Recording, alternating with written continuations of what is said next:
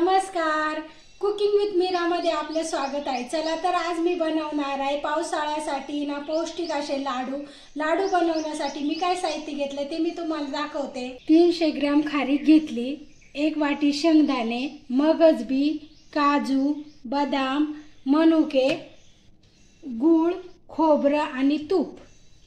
चला आता आपण आहे ना हे साहित्य आहे ना कढईमध्ये सगळं भाजून घेऊ। आपली कढई ना आता चांगली गरम झाली। आता आपण आहे ना अगोदर आहे ना शेंगदाणे भाजून घेऊ। शेंगदाणे ना हे आपल्याला आहे ना असे कमी गॅसवरच खरपूस असे शेंगदाणे भाजून घ्यायचे। कमी गॅसवर आहे ना आपण शेंगदाणे भाजले नाही असे खरपूस भाजले जातात आणि असे छान असे मस्त कुरकुरीत होतात।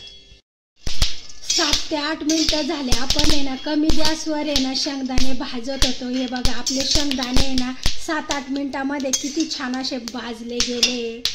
शेंगदाणे आता आपले भाजून झाले। आता मी ना हे एका ताटामध्ये गार व्हायला काढून घेते। आपण आहे ना खोबरं भाजून घेऊ। खोबरं पण आहे ना हे आपल्याला कमी गॅसवरच भाजायचं। आपली कढई गरम असल्यामुळे ना 2-3 मिनिटांमध्ये ना खोबरं आपलं चांगलं भाजलं गेलं। खोबरं नाही आपल्याला ना जास्त नाही भाजायचं, कारण आपण जर खोबरं जास्त भाजलं तर त्यातलं तेल आहे ना सगळं जळून जाईल। त्याच्यामुळे खोबरं आपल्याला आहे ना असं थोडंसंच भाजायचं। बदाम भाजून घेऊ। हे बघा 2-3 मिनिटांमध्ये आपले बदाम पण आहे ना छान भाजले गेले। आता आपण आहे ना हे बदाम काढून घेऊ। मनुके भाजून घेऊ। काजू भाजून घेऊ।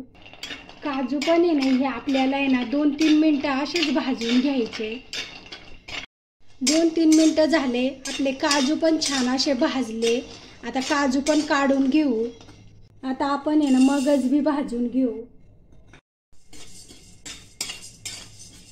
बघा आपले मगज बी किती छान असे भाजले गेले आणि मगज बी भाजल्यामुळे बघा असे कसे मस्त फुगले।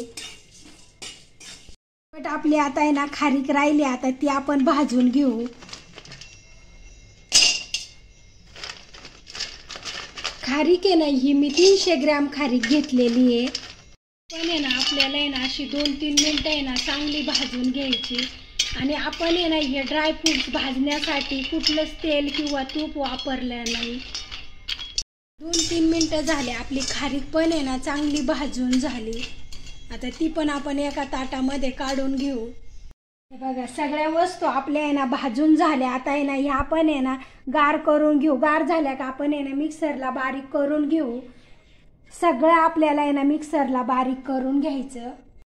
10 मिनिटं झाले, आपलं हे गार झालं। आता आहे ना आपण हे सगळं मिक्सरच्या भांड्यामध्ये बारीक करून घेऊ। हे बघा अगोदर आहे ना मी आता शेंगदाणे बारीक करून घेते। हे बघा अशा प्रकारे ना आता आपल्याला आहे ना हे सगळं बारीक करून घ्यायचं। हे बघा असंच आहे ना सगळं आहे ना बारीक करून घेतलं। गूळ घेतला होता ना आपण, गूळ आणि हे सगळं साहित्य एकत्र मिक्स करून सगळं मी वाटून घेतलं। हे बघा असं बारीक वाटून घेतलं। चला आता कढई ठेवते। कढईमध्ये ना तूप आपण गरम करून घेऊ। हे ना 250 ग्रॅम तूप आहे। आपल्याला हे सगळं तूप टाकायचं। तूप आहे ना हे फक्त आपल्याला आहे ना वितळून घ्यायचं। हे बघा आपलं तूप आहे ना चांगलं वितळलं। आता आहे ना आपण हे केलेल्या बारीक भुग्यावर सगळं ओतून घेऊ। तूप गरम आहे आपलं आहे ना हे आपण आहे ना उलटणीनंच असं मिक्स करून घेऊ। हे बघा आता आहे ना तूप असं सगळं मी ना सगळं असं मिक्स करून घेतलं। हे बघा आता तुम्हाला आहे ना मी लाडू वळून दाखवते। हे बघ किती छान आपला आहे ना असं लाडू वळल्या जातोय। आणि असेच आपल्याला आहे ना छोटे छोटे सगळे लाडू आहे ना वळून घ्यायचे। हे बघा आपला लाडू किती छान आणि मस्त झालाय। असेच आता आहे ना सगळे लाडू आहे ना मी वळून घेते।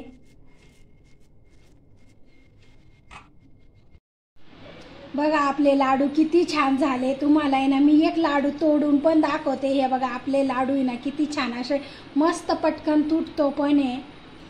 आणि तेवढ्या प्रमाणात आहे ना आपले लाडूचे बघा एवढे लाडू झाले। तुम्हाला माझ्या लाडूची रेसिपी आवडली असली तर लाईक करा, शेअर करा, सबस्क्राईब करा आणि माझ्यासारखे लाडू बनवून बघा।